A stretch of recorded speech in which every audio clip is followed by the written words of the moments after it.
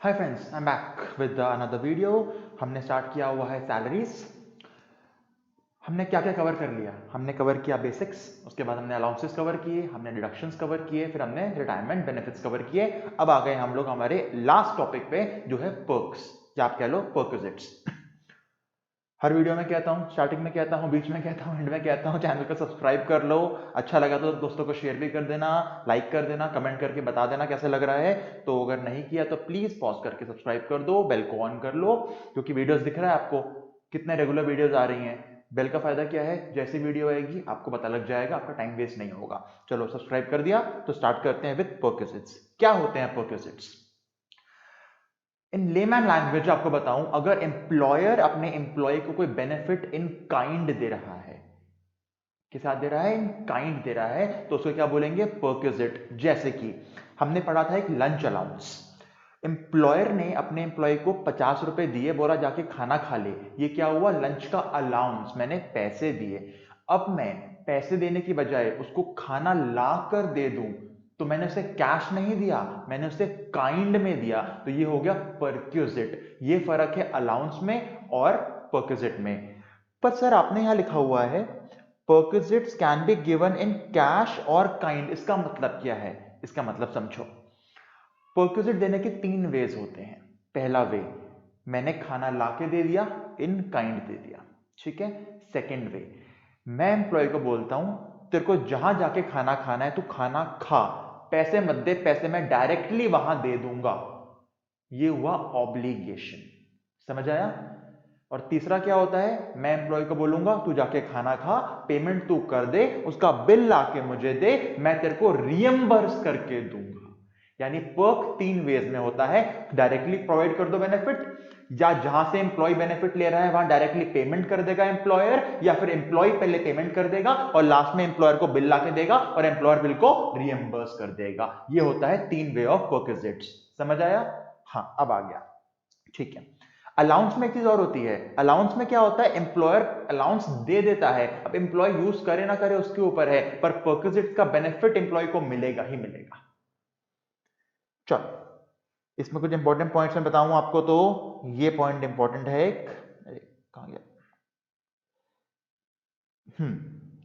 Perquisites without any proper agreement between the employer and employee are also taxable। मतलब अगर आपने जब job join करी, उस अग्रीमेंट में नहीं लिखा था आपको एक पर्टिकुलर बेनिफिट मिलने वाला है, पर during the course of employment आपके एम्प्लॉयर ने आपको बेनिफिट प्रोवाइड करा के दिया, क्या अभी भी टैक्सेबल होगा? हाँ, टैक्सेबल होगा। सैलरी का मेन पॉइंट क्या था? एम्प्लॉयर एम्प्लॉय का रिश्ता, रिश्ता बना, एम्प्लॉयर ने during the course of employment कुछ भी बेनिफिट आपको दिया, अगर वो पर्सनल यूज के लिए है, आपका बेनिफिट है, सैलरी में ऐड होगा। ठीक है सर।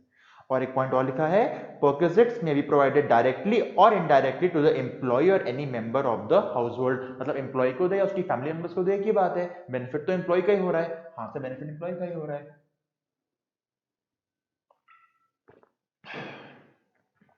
ये पॉइंट समझो क्या होता है। कहता है perquisites अगर एम्प्लॉयर के अलावा किसी और से मिलेंगे ना, तो सैलरी इनकम नहीं है, वो पीजीपीपी है या अदर सोर्सेज है। इसे समझो एग्जांपल से।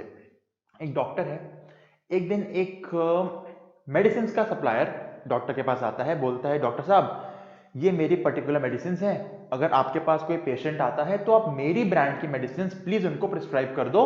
डॉक्टर कहता है मैं ऐसा क्यों करूंगा? जो मेडिसिन वाला कहता है सर अगर ऐसा करोगे तो हम आपको एक बड़ा सा टीवी गिफ्ट करेंगे। तो अब डॉक्टर को जो टीवी मिल रहा है वो अपने एम्प्लॉयर से मिल रहा है, नहीं सर, मेडिसिन का सप्लायर उसका एम्प्लॉयर थोड़ी है, दोनों में एम्प्लॉयर एम्प्लॉय का रिश्ता थोड़ी है। तो जो बेनिफिट मेडिसिन सप्लायर से डॉक्टर को मिल रहा है, ये उसकी अदर सोर्स या फिर पीजीबीपी की इनकम में जाएगा। वैसे उसकी पीजीबीपी की इनकम में जाएगा, ये बिजनेस करने के लिए उसको बेनिफिट मिला। समझ आया? हाँ सर। ये समझो, डॉक्टर एक हॉस्पिटल में काम करता है, हॉस्पिटल का ओनर उसको आके बोले डॉक्टर साहब आपके पास जो भी पेशेंट आए उसको आप बोलोगे तुम ये पर्टिकुलर टेस्ट करा लो, तो आप उससे बोलना हमारे ही हॉस्पिटल में टेस्ट कराए, सॉरी हमारे ही हॉस्पिटल में टेस्ट कराए। अगर ऐसा बोलोगे तो हर टेस्ट पे मैं आपको कुछ बेनिफिट दूंगा। तो अब बताओ, जो बेनिफिट डॉक्टर को मिल रहा है वो किसी थर्ड पार्टी से मिल रहा है या अपने एम्प्लॉयर से मिल रहा है? अपने एम्प्लॉयर से मिल रहा है, तो उसकी सैलरी में ऐड होगा, क्योंकि यहां पे एम्प्लॉयर और एम्प्लॉय का रिश्ता बन गया। समझ आ गया? हाँ जी सर। चलो अब बात करते हैं कुछ पर्क्स की जो पूरे के पूरे एग्जेम्प्ट होते हैं। एग्जेम्प्ट होते हैं मतलब सैलरी में ऐड नहीं होंगे। सबसे पहला, चाय कॉफी नाश्ता ड्यूरिंग द वर्किंग आवर्स। मतलब अगर आपको चाय मिल गई, समोसा मिल गया, ब्रेड पकौड़ा मिल गया, कॉफी मिल गई काम के दौरान, वो आपकी सैलरी में ऐड नहीं होता। ठीक है सर, पर अगर आपको फ्री फूड मिला, खाना मिला, या नॉन अल्कोहलिक बेवरेज, दारू नहीं, नॉन अल्कोहलिक बेवरेज आपको मिलते हैं वर्किंग आवर्स में, कहां पे? सिर्फ एक रिमोट एरिया में या ऑफशोर यूनिट में। ध्यान से फर्क समझो। चाय कॉफी और स्नैक्स हर जगह एग्जेम्प्ट हैं वर्किंग आवर्स में मिले तो, पर खाना और नॉन अल्कोहलिक बेवरेज कहां पे एग्जेम्प्ट है? सिर्फ एक रिमोट एरिया में या ऑफशोर यूनिट में। समझ आया? हाँ सर, यानी कि अगर नॉर्मल मैं दिल्ली में रहता हूं, यहां मैं कोई जॉब करता हूं और यहां मेरा बॉस मुझे खाना प्रोवाइड कर रहा है, तो फूड प्रोवाइड कर रहा है, तो टोटली एग्जेम्प्ट नहीं होगा। और यही मैं किसी रिमोट एरिया में होता और वहां मुझे खाना प्रोवाइड होता, टोटली एग्जेम्प्ट होता। दिल्ली में क्या एग्जेम्प्ट है सर? चाय कॉफी स्नैक्स एग्जेम्प्ट है। क्लियर हुआ? हाँ जी। न्यूज़पेपर एंड periodicals, अगर न्यूज़पेपर या मैगजीन्स रखी होती हैं आपके एम्प्लॉयमेंट के प्लेस पे, आप जाके उठा लेते हो, आपकी सैलरी में ऐड नहीं होगा। ये पॉइंट पे क्वेश्चन बहुत बार आता है, लैपटॉप या कंप्यूटर दिया है फॉर पर्सनली ऑफिशियल पर्पस। मैं सारे पॉइंट्स क्यों बता रहा हूं, ये बेसिक पॉइंट्स, क्योंकि एमसीक्यू में आ सकते हैं सारे पॉइंट्स। अगर आपका एम्प्लॉयर आपको लैपटॉप या कंप्यूटर दे, एक दे, दो दे, 10 दे, 100 दे, फ्री में लाके दे दे आपको लैपटॉप या कंप्यूटर की घर में यूज करो सर, अपने पर्सनल पर्पस के लिए कर लो चाहे, पर हमें पता है back of the mind employer के मन में बात चल रही है, उसे पता है अगर मैं लैपटॉप या कंप्यूटर घर के लिए दे रहा हूं ना, कहीं ना कहीं अपना काम निकलवाऊंगा उससे। इसीलिए हमको ये बात इनकम टैक्स वालों को भी पता है कि लैपटॉप या कंप्यूटर अगर एम्प्लॉय को मिलता है तो कहीं ना कहीं उसे काम करना पड़ेगा, इसीलिए उसका बेनिफिट पूरा पूरा नहीं है, उसकी सैलरी में ऐड नहीं होगा। लैपटॉप या कंप्यूटर सैलरी में ऐड नहीं होता। अगला, एजुकेशन फैसिलिटी को थोड़ी देर में लेते हैं। ये समझो ये पॉइंट क्या बोलते हैं। अगर एम्प्लॉय को कोई स्पेसिफाइड डिजीज है और उसके लिए उसको लोन चाहिए अपना इलाज कराने के लिए, तो वो गया अपने एम्प्लॉयर के पास, बोला सर मुझे बीमारी है, कुछ स्पेसिफाइड डिजीज है मुझे, प्लीज मुझे आप 1 लाख का लोन दे दो। एम्प्लॉयर ने 1 लाख का लोन दे दिया। बेनिफिट कितना हुआ एम्प्लॉय को? सर अभी कैसे पता? क्योंकि 1 लाख का तो लोन है, वापस करना है, यानी यहां पे बेनिफिट का पॉइंट ही नहीं हुआ।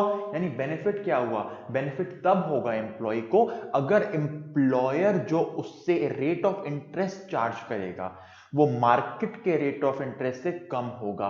मतलब अगर मार्केट में चल रहा है 10% का इंटरेस्ट, मेरा एम्प्लॉयर मुझे लोन दे दे 4% के इंटरेस्ट पे, तो मेरा कितना बेनिफिट हुआ सर? 6% का। ये बेनिफिट हुआ मेरा, ये मेरी सैलरी में ऐड होना चाहिए था।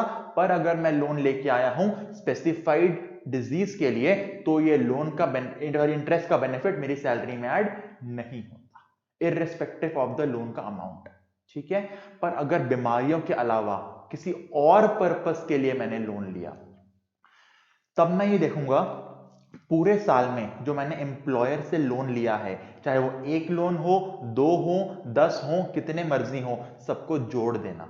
मैं बीमारियों के अलावा की बात कर रहा हूं, सबको जोड़ देना। अगर टोटल लोन का अमाउंट 20,000 क्रॉस कर गया तो अब एग्जेम्प्ट नहीं होगा इंटरेस्ट का बेनिफिट, अब इनकम में ऐड होगा। पर अगर टोटल लोन पूरे साल के मिला के 20,000 नहीं हुए तो उसमें भी इंटरेस्ट का बेनिफिट मुझे नहीं होगा, वो मेरे लिए एग्जेम्प्ट होगा। वो बात यहां बोली गई है, सॉरी बात यहां बोली गई है।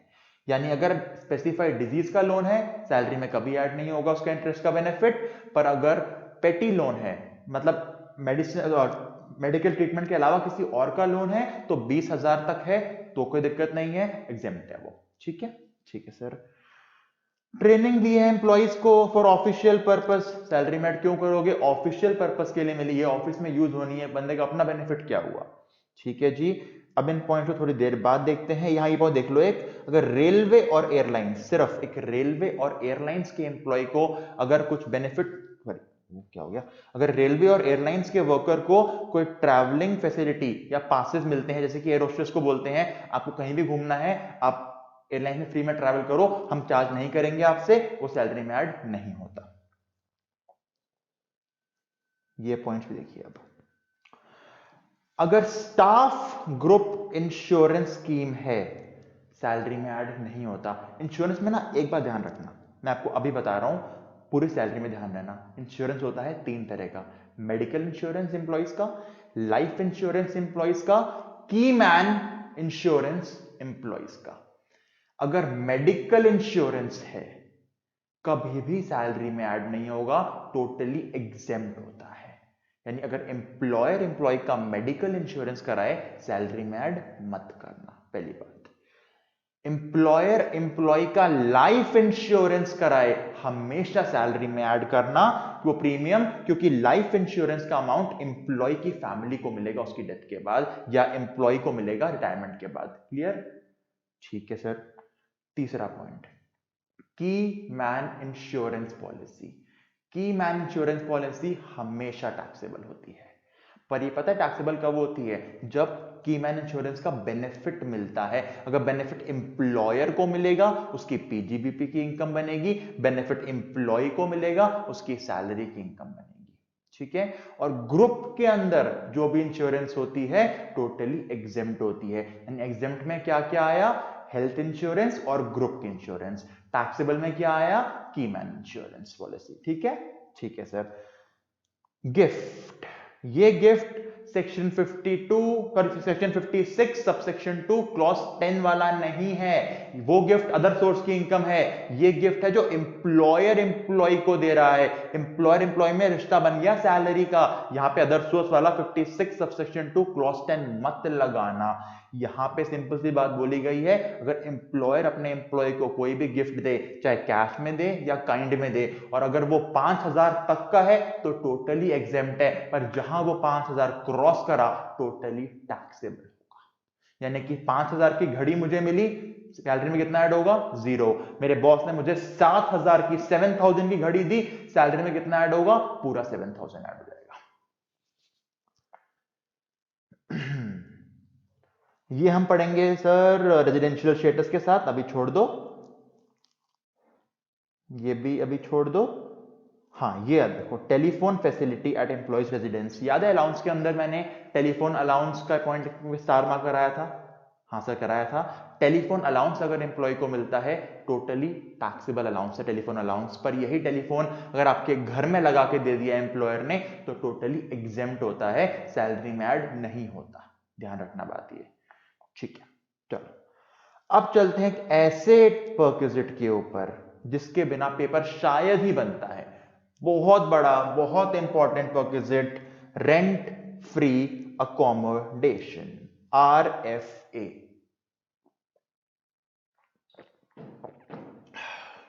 Section 17 subsection 2 rule 3(1). देखो क्या बोलता है ये परक्विजिट, आपके एम्प्लॉयर ने आपको घर प्रोवाइड किया, HRA में अलाउंस दिया था कि घर रेंट पे ले लो, यहां पे एम्प्लॉयर ने अलाउंस नहीं दिया, घर लाके दिया एम्प्लॉय को, यानी बेनिफिट इन काइंड हुआ। ये हो गया परक्विजिट, और इसमें कितना सैलरी में ऐड करोगे वो हम निकालना सीखेंगे। सर कितना सैलरी में ऐड करोगे मतलब? अब अगर 1 करोड़ का घर लाके दे दिया तो 1 साल की सैलरी में पूरा 1 करोड़ थोड़ी ऐड कर दोगे, जितना उसने 1 साल यूज किया उतना ही तो ऐड करोगे। अब कितना ऐड होगा वो हम सीखते हैं। सबसे पहली बात सुनो, RFA मिल सकता है 2 कैटेगरी ऑफ एम्प्लॉइज को, government employee, non government employee. पहले बात कर रहा हूं मैं गवर्नमेंट एम्प्लॉय की। गवर्नमेंट एम्प्लॉय की सैलरी में कितना ऐड करोगे? जितना उस घर की लाइसेंस फीस होगी। सर ये क्या होता है? समझ लो गवर्नमेंट ने डिसाइड कर दिया है अमाउंट कि अगर गवर्नमेंट एम्प्लॉय को एम्प्लॉयर से घर मिल रहा है, सैलरी में कितना ऐड होगा? लाइसेंस फीस ऐड होगा। बस क्वेश्चन में दे रखी होगी लाइसेंस फीस, चुपचाप ऐड कर देना। अब एक बात बताओ, एम्प्लॉयर ने एम्प्लॉय को घर तो दिया पर बोला फ्री में नहीं दूंगा, तू मुझे 500 पर मंथ देगा एम्प्लॉय एज अ रेंट। तो अगर मान लो लाइसेंस फीस थी 20,000 की, ठीक है, एम्प्लॉय ने हर महीने 500 रुपए अपने एम्प्लॉयर को एज अ रेंट पे करा, सैलरी में 20,000 ऐड करोगे पूरे? नहीं सर, 500 पर मंथ अगर एम्प्लॉय ने अपने एम्प्लॉयर को रेंट दे दिया तो मतलब 6,000 तो एम्प्लॉय ने पे कर दिया ना रेंट एम्प्लॉयर को, तो कितना बेनिफिट हुआ सर? 20,000 माइनस 6,000, 14,000, यानी सैलरी में कितना ऐड होगा? 14,000। ये समझाने का ट्राई कर रहा हूं, परक्विजिट लेने की वजह से अगर एम्प्लॉयर ने एम्प्लॉय से कुछ अमाउंट रिकवर कर लिया तो पक्का माइनस कर देना। लॉजिक भी है, क्योंकि अगर एम्प्लॉय ने वो चीज के पैसे ही दे दिए तो किस बात का बेनिफिट हुआ? समझ आ गया? हाँ जी, क्वेश्चन कराओगे? थोड़ी देर में कराऊंगा। अब बात करते हैं नॉन गवर्नमेंट एम्प्लॉय की। अब सुनो ध्यान से। गवर्नमेंट में सिंपल था, लाइसेंस फीस। नॉन गवर्नमेंट में क्या आता है? यहां पे देखना पड़ेगा जो घर एम्प्लॉयर दे रहा है वो उसका खुद का है या एम्प्लॉयर रेंट पे लाकर एम्प्लॉय को दे रहा है। दोबारा दोबारा, वो घर एम्प्लॉयर का खुद का है या वो रेंट पे लाकर एम्प्लॉय को दे रहा है। पहले बात करते हैं, वो घर एम्प्लॉयर का खुद का है, अब वो एम्प्लॉय को घर प्रोवाइड कर रहा है। तो अब ये देखेंगे कि जिस एरिया में वो घर है उस सिटी की पॉपुलेशन कितनी है, उस सिटी की पॉपुलेशन कितनी है। अगर उस सिटी की पॉपुलेशन है 10 लाख तक तो हम सैलरी में ऐड करेंगे 7.5%। अगर उस एरिया सिटी की पॉपुलेशन 10 लाख से ज्यादा है पर 25 लाख तक है तो हम सैलरी में ऐड करेंगे 10%। अगर उसकी पॉपुलेशन 25 लाख से भी ज्यादा है तो सैलरी में ऐड होगा 15%।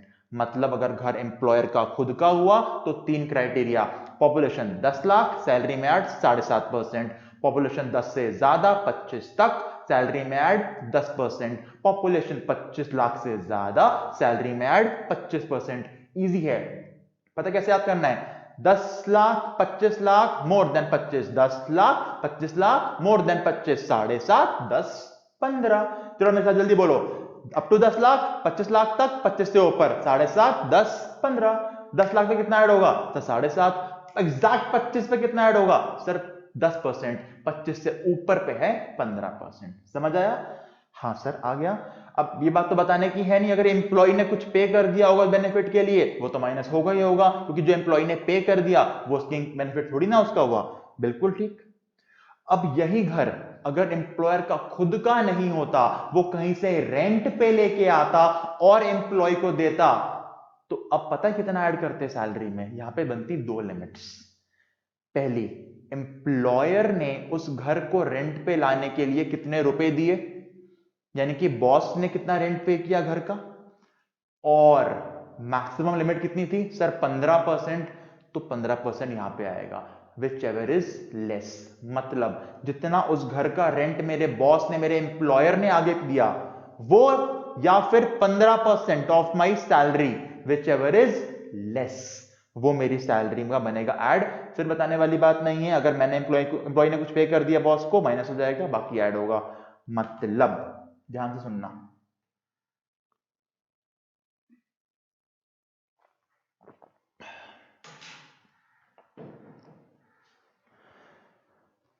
नॉन गवर्नमेंट एम्प्लॉय, घर एम्प्लॉयर का खुद का, population 10 lakh 25 lakh more than 25, 7.5%, 10%, 15%। घर एम्प्लॉयर का नहीं है, वो रेंट पे लाया है, कितना ऐड होगा? Actual rent paid by the employer और 15% of the salary which ever is less. Clear हो गया? हाँ जी सर क्लियर हो गया। सैलरी का मतलब थोड़ी देर में आता हूं। अब समझो, कई बार क्या होता है, होटल में ठहरा देते हैं एम्प्लॉय को। समझो बात को, मान लो मैं दिल्ली में रहता हूं, मेरी ट्रांसफर हो गई मुंबई, मुझे दिल्ली में घर मिला हुआ था, मुंबई में मुझे घर मिलना था, पर एकदम से क्या होता है, एम्प्लॉयर एकदम से घर प्रोवाइड नहीं करा पाता। तो क्या बोलता है एम्प्लॉयर, कुछ दिन चलो सर आप होटल में रह लो, तब तक आपके लिए घर ढूंढते हैं हम। तो अगर मैं कुछ दिन होटल में रहा, मजे मैंने किए, पर क्या मैंने बोला बॉस को करने को? नहीं, बॉस के पास घर नहीं था मुझे देने के लिए, वो नहीं ला पा रहा था, इसीलिए उसने होटल में ठहरवाया मुझे। तो ट्रांसफर के केस में पहले 15 दिन तक अगर मैं होटल में रहता हूं, सैलरी में कुछ ऐड नहीं होता।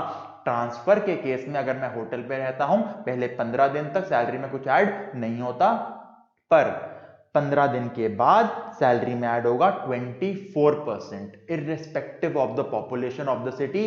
कितना ऐड होगा? 24%। ज्यादा क्यों है? क्योंकि होटल में आपको बहुत सारी सर्विसेज भी मिलती हैं, इसलिए 24% है यहां पे। क्लियर हो गया? हाँ सर। अब सुनो, सैलरी का मतलब क्या है यहां पे? हाथ ऐसे करो, मेरे साथ कॉपी करना। सैलरी का मतलब बेसिक डीए फॉर्मिंग। चलो रिपीट करो, सैलरी का मतलब basic DA forming, commission all all types, यानी as a percentage of turnover हो, as a percentage on purchase हो, डायरेक्टली दिया हो, कमीशन गिवन है यहां पे ऐड होगा, कमीशन गिवन है यहां पे ऐड होगा। क्या बनी डेफिनेशन सैलरी की? Basic DA forming commission all types plus all taxable value of allowances, all taxable value of allowances मतलब जितने भी अलाउंस क्वेश्चन में गिवन है पहले उसका टैक्सेबल अमाउंट निकाल लो, वो भी आरएफए की सैलरी के लिए ऐड होगा। यानी इनडायरेक्टली पता लग गया, जब तक सारे अलाउंसेस में सॉल्व ना कर लो क्वेश्चन में, मैं आरएफए नहीं निकाल पाऊंगा। अब कई बार क्वेश्चन में 2-3 अलाउंस दे रखे होंगे, फिर आरएफए दिया होगा, फिर नीचे का अलाउंस दिया होगा, पहले क्वेश्चन पूरा पढ़ना, सारे अलाउंसेस सॉल्व करना, उनका टैक्सेबल अमाउंट निकाल लेना, फिर आरएफए पे आना। क्लियर हुआ?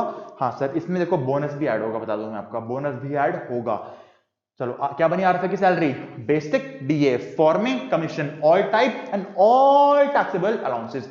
Basic DA forming commission all types and all taxable allowances. Clear हो गया? सबसे बड़ी सैलरी है।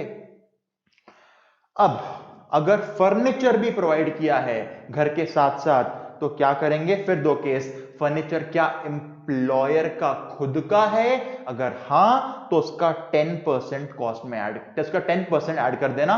मतलब अगर 1 लाख का फर्नीचर दिया, कितना ऐड होगा सैलरी में? 10,000। पर अगर एम्प्लॉयर का फर्नीचर खुद का नहीं है, वो कहीं से रेंट पे लाया था, तो एम्प्लॉयर जितना वहां रेंट पे करेगा डायरेक्टली वो रेंट सैलरी में ऐड कर देना, यहां पे कंपैरिजन नहीं करना। फर्नीचर में क्या हो गया? 10% खुद का है तो, खुद का नहीं है तो जितना रेंट पे किया होगा वो, और फिर वही बात, अगर एम्प्लॉय ने कुछ पे कर दिया होगा उसके लिए तो माइनस हो जाएगा।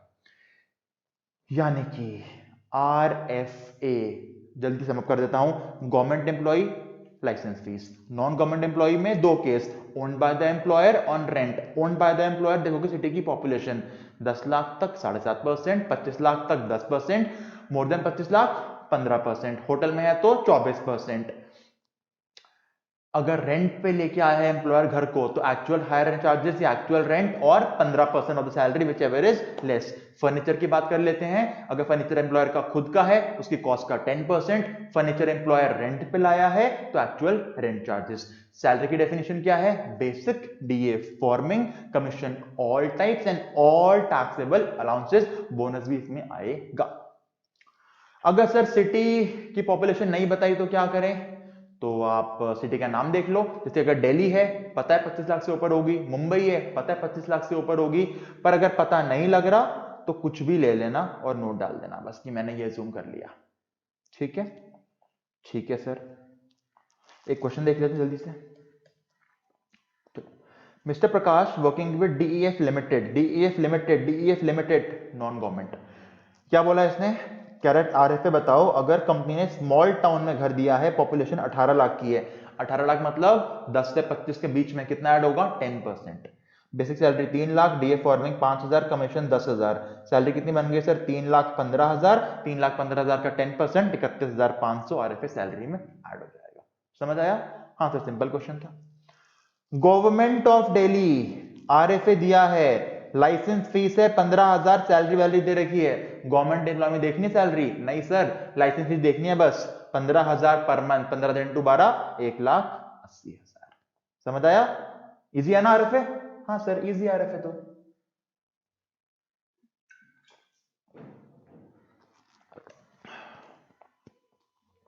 अब समझो, अगर एक से ज्यादा एम्प्लॉयर से काम कर रहे हो, आप काम करते हो, तो सबकी सैलरी जोड़ देना, फिर बनेगी आरएफए की सैलरी। ड्यू बेसिस पे लेंगे, यानी कि एडवांस सैलरी और अरियर्स हमारा पार्ट नहीं बनेंगे, सेम एचआरए वाला पॉइंट आ गया। ये पॉइंट देखो बहुत इंपॉर्टेंट है।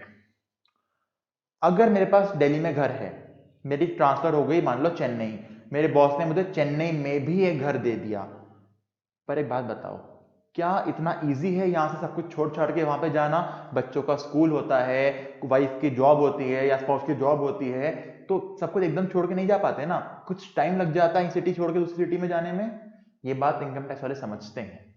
हो सकता है कुछ टाइम के लिए आपके पास ये भी घर हो दिल्ली वाला, वो भी घर हो चेन्नई वाला, तो क्या सैलरी में दोनों ऐड होंगे? नहीं, पहले 90 डेज तक ट्रांसफर के केस में पहले 90 डेज तक हमारे पास ऑप्शन है, एसएससी के पास ऑप्शन है किसी भी एक घर का आरएफए सैलरी में ऐड कराए, पर जहां 90 डेज क्रॉस हो गए अब इनकम टैक्स वाले बोलते हैं सर अब बहुत ज्यादा टाइम हो गया, अब 3 महीने निकल गए, अब आपको वहां चले जाना चाहिए था नई सिटी में, अब दोनों सैलरी में ऐड होंगे आपके। ठीक है, आरएफए किसको एग्जेम्प्ट होता है, किसकी सैलरी में ऐड नहीं होता? अगर आप हाई कोर्ट सुप्रीम कोर्ट के जज हो, पार्लियामेंट यूनियन मिनिस्टर हो या लीडर ऑफ ऑपोजिशन। ठीक है, ऐसे समझ लो, हाई कोर्ट सुप्रीम कोर्ट जज तो ठीक है, पार्लियामेंट में कौन है जी, हमारे मोदी जी हैं, उनके लिए एग्जेम्प्ट है। ऑपोजिशन का लीडर कौन है? सर पप्पू जी हैं, राहुल गांधी जी हैं, ऐड नहीं होगा। ये इंपॉर्टेंट एमसीक्यू बन सकता है। अगर आरएफए मिला है माइंस पे, ऑयल श्योर एक्सप्लोरेशन पे, प्रोजेक्ट एग्जीक्यूशन पे, ऑफशोर पे, डैम पे, पावर जनरेशन पे, यानी mines, dams, power generation, offshore, इनके लिए भी एग्जेम्प्ट होता है। ठीक है, ये एमसीक्यू बन सकते हैं। चलो, आरएफए खत्म हुआ, समझ आया? हाँ जी sir. Motor car, again a very important and very big perquisite. इसके बाद सारे छोटे छोटे से हैं। देखो क्या बोलता है motor car. Section 17 subsection 2 same चल रहा था। आरएफए का रूल क्या था? 3(1). इसका रूल क्या है? 3(2). ये देखो, कार के अंदर एक बात समझना, कार में दो चीजें होती हैं जो बेनिफिट मिल सकता है। एक तो कार का बेनिफिट, एक उसके खर्चों का बेनिफिट। दोबारा बोलो मेरे साथ, एक तो कार का बेनिफिट, एक उसके खर्चों का बेनिफिट। अब आपका एम्प्लॉयर ना आपको दोनों बेनिफिट दे सकता है। यानी इसमें क्या क्या केस बन सकते हैं? पहला केस बनेगा कार भी बॉस की, खर्चे भी उसी ने दिए हमारे। दूसरा केस क्या बन सकता है? कार तो बॉस की पर खर्चे एम्प्लॉय अपनी जेब से कर रहा है। तीसरा केस क्या बन सकता है? कार एम्प्लॉय की, खर्चे एम्प्लॉयर दे रहा है। चौथा केस मत बोलना, कार भी मेरी एम्प्लॉय की, खर्चे भी मैं दे रहा हूं, तो बेनिफिट किस बात का हुआ? बेनिफिट तभी तो होगा जब एम्प्लॉयर कुछ देगा मुझे। तो सबसे पहला, कार किसकी? एम्प्लॉयर की।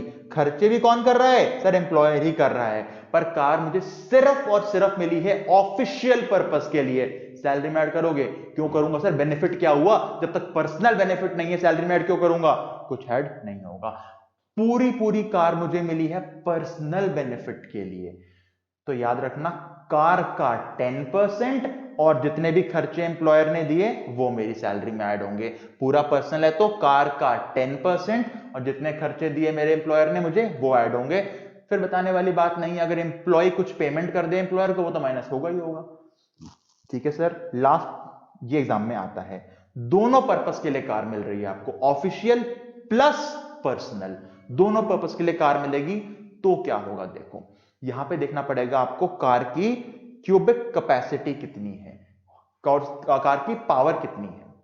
देखो, अगर कार की पावर 1600 सीसी तक है, अगर कार की पावर 1600 सीसी तक है, तो सैलरी में ऐड होगा 1800 पर मंथ।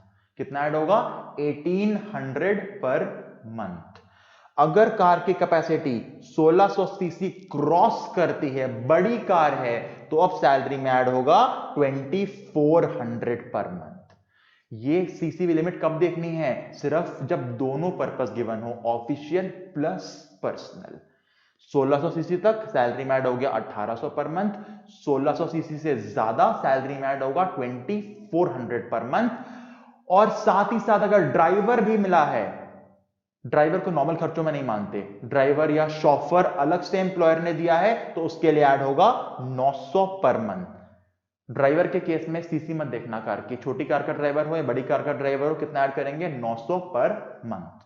यानी कार भी एम्प्लॉयर की, खर्चे भी एम्प्लॉयर ने दिए, पूरा ऑफिशियल पर्पस पर की नहीं है, पूरा पर्सनल पर्पस कार के कॉस्ट का 10% और एक्चुअल खर्चे ऑफिशियल प्लस पर्सनल दोनों पर्पस के लिए मिला। तो अगर कार की सीसी 1600 तक तो 1800 पर मंथ ऐड होगा, कार की सीसी 1600 पर मंथ से ज्यादा तो 2400 पर मंथ ऐड होगा, और ड्राइवर भी दिया है तो 900 पर मंथ अलग से ऐड होगा। क्लियर हो गया सर? हाँ सर, ये क्लियर हो गया हमको। अगला, कार तो एम्प्लॉयर की है पर खर्चे एम्प्लॉय खुद कर रहा है। यानी बेनिफिट किसका हुआ? सिर्फ कार का, जो कार वहां से आई। ठीक है सर। अगर ऑफिशियल पर्पस के लिए मिली ऐड करोगे? नहीं सर, कुछ ऐड नहीं होगा। पूरी पर्सनल पर्पस के लिए मिली तो कार की कॉस्ट का 10%। बिल्कुल ठीक, दोनों पर्पस के लिए अगर मिली, ऑफिशियल प्लस पर्सनल। फिर वही बात आएगी, कार अगर है 1600 सीसी तक की तो कार की कॉस्ट में ऐड, हमारी सैलरी में ऐड होगा 600 पर मंथ। वहां कितना था 1800, अब कितना है 600। कार की सीसी 1600 सीसी क्रॉस करती है, अब ऐड होगा सैलरी में 900 पर मंथ। और अगर ड्राइवर भी मिलता है तो उसका तो फिक्स है 900 पर मंथ। यानी इस केस में क्या हुआ, कार एम्प्लॉयर की खर्चे एम्प्लॉय खुद कर रहा है, किस चीज का बेनिफिट मिला, सिर्फ कार का। पूरा ऑफिशियल पर्पस बेनिफिट ही नहीं है, पूरा पर्सनल पर्पस कार का 10%। तीसरा बोथ पर्पसेस, कार की सीसी 1600 तक, सैलरी में ऐड हुआ 600 पर मंथ। कार की सीसी 1600 से ज्यादा, सैलरी में ऐड हुआ 900 पर मंथ, ड्राइवर या शॉफर के अलग से 900 पर मंथ। ठीक है। तीसरा केस, कार एम्प्लॉय की खर्चे दे रहा है एम्प्लॉयर, अब क्या होगा, ऑफिशियल पर्पस सर फिर वही बात, सैलरी में क्यों ऐड होगा, पर्सनल पर्पस जो खर्चे दिए वो ऐड हो जाएंगे। सर कार का 10% ऐड क्यों नहीं कर रहे हैं, कार तो एम्प्लॉय की ही है ना, खाली खर्चे ही तो मिल रहे हैं। तीसरा केस ये देखना, ऑफिशियल प्लस पर्सनल दोनों पर्पस की बात करते हैं। अगर कार का सीसी है 1600 तक, यहां पे कार मिल रही, खर्चे मिल रहे हैं, सर खर्चे मिल रहे हैं। जब दोनों मिल रहे थे हमको तब क्या था 1600 सीसी वाले में, सर उसमें था 1800 पर मंथ। यहां बेनिफिट किस चीज का है आपको, कार का या खर्चों का, सर बेनिफिट यहां पे खर्चों का है। तो क्या लिखा, एक्चुअल खर्चे जो एम्प्लॉयर ने करे वो, एक्चुअल खर्चे जो एम्प्लॉयर ने करे वो माइनस 1800 पर मंथ। पहली लिमिट से 1800 ले आओ, एम्प्लॉयर ने खर्चे दिए माइनस 1800 पर मंथ। अब यही सर अगर सीसी 1600 से ज्यादा होती, वहां क्या लिमिट थी सर 2400, तो यहां भी क्या बन गया, एक्चुअल खर्चे minus 2400 per month, which ever is sorry, actual खर्चे माइनस 2400 पर मंथ, जो आएगा सैलरी में वो ऐड होगा। ड्राइवर मिलेगा तो अलग से 900, सिर्फ ड्राइवर का खर्चा नहीं है, ड्राइवर एक खर्चा है पर वो एक्चुअल नॉर्मल खर्चों से हम अलग मानते हैं। मैं आपको एक चीज रिकमेंड करूंगा, इस पूरे मोटर कार को एक बार रिवाइंड करके दोबारा देख लो, ज्यादा याद होगा। ठीक है, सम अप कर दूं, कार भी इसकी, खर्चा भी उसका, official purpose 0, personal purpose 10% plus actual खर्चा, बोथ द पर्पस 1600 सीसी तक 1800 per month, more than 1600 2400 per month, driver के अलग से 900 पर मंथ। कार उसकी खर्चे मेरे, उसकी मतलब एम्प्लॉयर की, official purpose 0, personal purpose 10% of the cost of car, both the purposes 1600 CC तक 600 पर month, more than 1600 CC 900 per month, driver के 900। तीसरा केस, कार मेरी खर्चे बॉस के, ऑफिशियल पर्पस 0, पर्सनल पर्पस जितने खर्चे करे होंगे वो, both the purpose up to 1600 CC, actual खर्चे minus 1800 per month, more than 1600 CC actual खर्चे माइनस 2400 पर मंथ। याद हो गया, और ड्राइवर के अलग से 900 पर मंथ। सर अगर सीसी नहीं बताई तो क्या करेंगे, सीसी नहीं बताई, अज्यूम कर लेना जी 1600 सीसी है और नोट डाल के आ जाना। सर पर्पस नहीं बताया, क्या मानेंगे, मान लेना both the official and personal purpose थे। ठीक है सर, अब एक बार ध्यान रखना इसमें, अगर आपको कार मिली है 7 महीने 5 दिन के लिए, तो 5 दिन का करने मत बैठ जाना, एग्जैक्ट मंथ लेंगे, यानी any part of the month काम का नहीं है। मतलब 9 महीने 20 दिन इक्वल टू 9 महीने, 10 महीने 4 दिन इज इक्वल टू 10 महीने। ठीक है, ठीक है सर, ये पॉइंट देखो एमसीक्यू बन सकता है इसमें। इफ 2 और मोर कार्स, 2 या ज्यादा कार एम्प्लॉयर की हैं और एम्प्लॉय उन्हें यूज कर रहा है for other than official purposes, मतलब एम्प्लॉयर ने 2 या ज्यादा कार एम्प्लॉय को दी है और दोनों ही कार को वो पूरा पूरा ऑफिशियल पर्पस में नहीं यूज कर रहा, उसके अलावा किसी और में कर रहा है, यानी या तो पर्सनल दोनों यूज कर रहा है या पर्सनल प्लस ऑफिशियल मिक्स करके दोनों यूज कर रहा है। दोबारा सुनो क्या बोला, 2 या ज्यादा कार एम्प्लॉय को मिली हैं पर वो होली ऑफिशियल पर्पस के लिए यूज नहीं हो रही, तो क्या होगा, तो आप किसी एक कार को मानोगे वो दोनों पर्पस के लिए हुई है, ऑफिशियल प्लस पर्सनल, और उसके अलावा जितनी भी कार हैं आप उसको मानोगे वो पूरी पर्सनल पर्पस के लिए हुई हैं। मतलब अगर मुझे 2 कार मिली हैं अपने बॉस से, दोनों मिली हैं फॉर ऑफिशियल प्लस पर्सनल दोनों पर्पस के लिए, पर अब मैं क्या करूंगा, एक कार को मानना पड़ेगा for official and personal purpose both, और सेकंड कार एंड ऑनवर्ड्स क्या मानना पड़ेगा, पूरा पर्सनल पर्पस। ठीक है सर, ये पॉइंट भी एमसीक्यू बन सकता है। अगर मुझे कार मिली है ऑफिस से घर, घर से ऑफिस के लिए, तो ये मेरा बेनिफिट नहीं है, ये कार टैक्स में ऐड नहीं होता। ठीक है, ठीक है सर। और अगर ड्राइवर के बारे में कुछ नहीं बोला, अज्यूम करने मत बैठ जाना ड्राइवर मिला है, ड्राइवर शॉफर बोले तो ही सैलरी में ऐड होगा, वरना ऐड नहीं होगा। ओके, क्वेश्चन देखते हैं। मिस्टर ऋषभ को कार मिली है कंपनी से, owned by the company, car की कॉस्ट 20 लाख, बताओ कितना सैलरी में ऐड होगा। सर पूरी ऑफिशियल पर्पस की मिली, ऐड होगा, क्यों होगा सर, बिल्कुल नहीं होगा।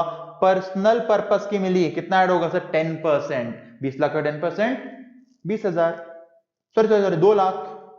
ठीक है जी। तीसरा, official and personal purpose both के मिली 1500 सीसी, 1600 से कम 1800 पर मंथ ऐड हो जाएगा, 21,600। ठीक है जी। अगला, car is given for official and personal purpose both, CC 1800, driver भी दिया है 18 सीसी, मतलब 2400 per month plus 900 per month, पूरा ऐड होगा, 2400 कार के, 900 ड्राइवर के। ठीक है जी।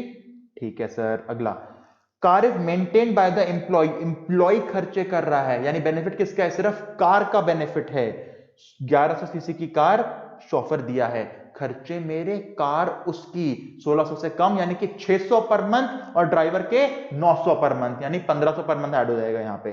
ठीक है सर, बिल्कुल ठीक। लास्ट, कार एम्प्लॉय खर्चे कर रहा है, सीसी 1800, कार एम्प्लॉय की खर्चे दे रहा है एम्प्लॉयर, सीसी 1600 से ज्यादा, यानी 900 पर मंथ ऐड होगा। सर ड्राइवर के अलग से ऐड करोगे, नहीं, जब तक ड्राइवर नहीं है हम ऐड नहीं करेंगे, यानी कितना ऐड होगा, 900 इंटू 12। ठीक है, अगला क्वेश्चन आप घर में ट्राई करो। ठीक है, यहां पे कार एम्प्लॉय की अपनी है, ध्यान रखना। ठीक है, ठीक है सर। दो बड़े बड़े पद खत्म हो गए हमारे, आरएफए और मोटर कार। मैं रिकमेंड करूंगा प्लीज एक बार रिवाइंड करके दोबारा देखो इस बॉक्स को, ये बहुत इंपॉर्टेंट है। सुबह से पढ़ाते पढ़ाते थक जाता हूं उस टाइम तक, पर लगता तो नहीं ना कि थका हुआ रहा हूं, एनर्जी कम तो नहीं हो रही ना सर। ठीक है, तो फिर पॉज करके सब्सक्राइब कर दो। चलो एक बार देखते हैं जल्दी से, एक दो और इंपॉर्टेंट टॉपिक्स देख लेता हूं आपके मैं। एजुकेशन फैसिलिटी है, देखो आपका एम्प्लॉयर आपके एम्प्लॉय को एजुकेशन दे सकता है 3 वेज में। कितने वेज में, 3 वेज में। पहली एजुकेशन या ट्रेनिंग जो एम्प्लॉय को खुद मिल रही है, एम्प्लॉय को मिल रही है, वो सैलरी में ऐड मत करना, क्योंकि एम्प्लॉयर इतना पागल नहीं है कि एम्प्लॉय को फ्री में ट्रेनिंग दे देगा। अगर देगा ना ट्रेनिंग, तो वही ट्रेनिंग देगा जो ऑफिस में काम हो पाएगी। आपने सुना होगा लाइफ में कई बार कि एम्प्लॉयर अपने एम्प्लॉय को कुछ सीखने के लिए, ट्रेनिंग के लिए इंडिया से बाहर भेजता है, जा सीख के आ। पर पता है, जब सीखने भेजता है ना, एक बॉन्ड साइन कराता है कि तू वापस आएगा ना, कम से कम 2 साल मेरी कंपनी में काम करेगा, कंपनी छोड़ने नहीं दूंगा। तो जो एम्प्लॉय ट्रेनिंग लेके आया, वो किसके बेनिफिट के लिए लाया, सर एम्प्लॉयर के बेनिफिट के लिए लाया। सैलरी में ऐड होगा, क्यों ऐड होगा, ऑफिशियल पर्पस से, बिल्कुल ठीक। यहां वही लिखा हुआ है, यहाँ पे एजुकेशन फैसिलिटी या training to employees is exempt. Logic समझ आ गया। हाँ जी, अब बात करते हैं, एजुकेशन फैसिलिटी मिल रही है एम्प्लॉय की फैमिली को। यहां बनेंगे 2 चार्ट्स। पहला, for family members including grand children, पोते पोतियों तक भी मिल सकती है education facility, but excluding children, excluding children, बच्चों की बात बाद में करेंगे। यानी एम्प्लॉय की फैमिली में 2 चार्ट्स, बच्चों के लिए, अदर देन बच्चों के लिए। एग्जाम में बच्चों वाला केस ही आएगा मोस्टली। देखो यहां क्या बोला, अदर देन बच्चों के लिए, अगर इंस्टीट्यूट एम्प्लॉयर का खुद का है तो जो रिएम्बर्स करके देगा एम्प्लॉयर को, वो सॉरी एम्प्लॉयर को, और अगर कहीं और बच्चे पढ़ रहे हैं तो पूरा रिएम्बर्समेंट। बेसिकली याद रख लो, अगर इंस्टीट्यूट सॉरी मतलब अगर एम्प्लॉय के बच्चों के अलावा किसी और को बेनिफिट मिल रहा है एजुकेशन का, जितना एम्प्लॉयर रिएम्बर्स करके देगा एम्प्लॉय को, पूरे का पूरा सैलरी में ऐड हो जाएगा। सर हमने 1000 पर मंथ का पॉइंट पढ़ा था, वो एम्प्लॉय के बच्चों के लिए है। अगर बच्चों के अलावा किसी और का एजुकेशन आता है, 1000 पर मंथ मत देखना, जितना भी बेनिफिट आया है एम्प्लॉयर से एम्प्लॉय को, पूरे का पूरा सैलरी में ऐड कर देना। तीसरा बात, एजुकेशन मिल रही है एम्प्लॉय के बच्चों को। अब अगर वो इंस्टीट्यूट एम्प्लॉयर का खुद का है, owned by the employer, sorry employer होगा सर, एम्प्लॉयर का खुद का है, तो क्या होगा। अब आप देखो, जो वो इंस्टीट्यूट है क्या उसके आसपास और भी कोई इंस्टीट्यूट है? अगर हाँ तो बताओ उस आसपास के इंस्टीट्यूट में उस सेम पढ़ाई के लिए पर मंथ की फीस कितनी है। अगर उस पर मंथ की फीस 1000 पर मंथ तक है तो हमारे इंस्टीट्यूट में, एम्प्लॉयर के अपने इंस्टीट्यूट में जो बेनिफिट एम्प्लॉयर एम्प्लॉय के बच्चों को दे रहा है, सैलरी में कुछ ऐड मत करना। कब ऐड मत करना? जब एम्प्लॉयर के जैसे इंस्टीट्यूट जैसे ही आसपास किसी इंस्टीट्यूट में सेम एजुकेशन की फीस 1000 पर मंथ से कम है तो एम्प्लॉय की सैलरी में ऐड नहीं होगा। पर जहां वो फीस 1000 पर मंथ से ज्यादा हुई, पूरे का पूरा ऐड करना। मतलब एजुकेशन फैसिलिटी मिली 800 पर मंथ की फीस चल रही है आसपास, क्या 800 पर मंथ 1000 से कम है? हाँ जी, सैलरी में ऐड कुछ नहीं होगा। आसपास की फीस चल रही है 2000 पर मंथ, सैलरी में कितना ऐड होगा? 2000 पर मंथ। 2000 माइनस 1000 मत करना। ICAI के स्टडी मटेरियल में देख लेना, आप पूरा ऐड कर रखा है, माइनस नहीं किया हुआ है, एग्जाम्पशन, ठीक है। और अगर एम्प्लॉयर कुछ रिएम्बर्स करके देता है, रिएम्बर्स कब करेगा सर? रिएम्बर्स तो तभी करेगा ना अगर बच्चा एम्प्लॉयर के कॉलेज या इंस्टीट्यूट में नहीं पढ़ रहा, कहीं बाहर पढ़ रहा है और एम्प्लॉय बाहर फीस दे रहा है। अगर एम्प्लॉयर पैसे रिएम्बर्स कर रहा है एम्प्लॉय को, तो जितना रिएम्बर्स करेगा पूरे का पूरा टैक्सेबल होगा।